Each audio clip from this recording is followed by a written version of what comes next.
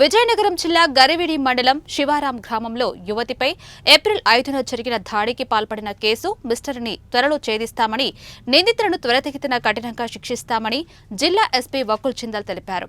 దాడి జరిగినట్లుగా సమాచారం అందుకున్న వెంటనే జిల్లా SP Vakul Jindal, IPS, Cheepurupalli DSP, ఇతర పోలీస్ అధికారులు clues team, dog squad Sivaram గ్రామంలోని నేరస్తులకు చేరుకొని సాంకేతిక ఆధారాలు సేకరించామన్నారు.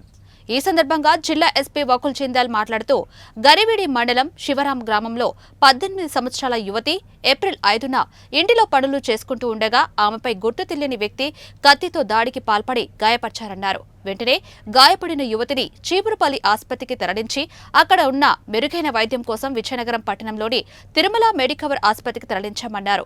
ఈ కేసును ఛేదించే ప్రత్యేకంగా 5 బృందాలు ఏర్పాటు చేస్తామని జిల్లా ఎస్పీ తెలిపారు.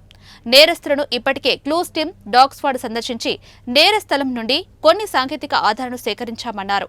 త్వరలో ఈ కేసు మిస్టరీని ఛేదించి నిందితులను అరెస్ట్ చేసి త్వరితగతిన ప్రాసిక్యూషన్ను పూర్తి చేసి నిందితులు శిక్షించబడే విధంగా చర్యలు చేపడతామని జిల్లా ఎస్పీ వకుల్ చిందల్ తెలిపారు.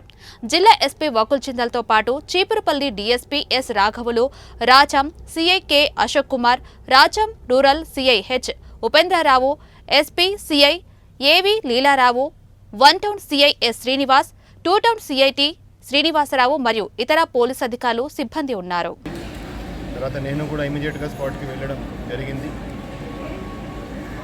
క్రైమ్ సీన్ మీద ఉన్న ఏదైతే ఆధారాలు ఉన్నాయో, ఎవిడెన్స్ ఉందో అది అంతా సైంటిఫిక్గా కలెక్ట్ చేయడం జరిగింది. అక్కడ డాగ్ స్క్వాడ్, క్లూస్ టీమ్ కూడా అక్కడ అంతా చేయడం జరిగింది.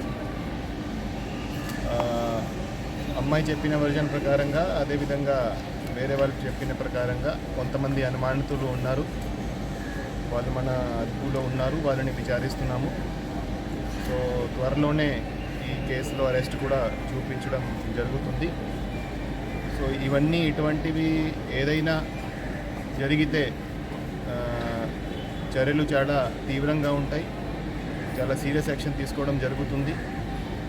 కొన్ని నెలల్లోనే దీంట్లో శిక్ష పడేటట్టు కూడా చూస్తాము. ఇంతకుముందు కూడా ఎక్కడైతే మహిళల మీద క్రైమ్ జరిగిందో, మహిళల మీద దాడులు జరిగాయో, మన జిల్లాలోనే మనం 6 నెలల్లో 3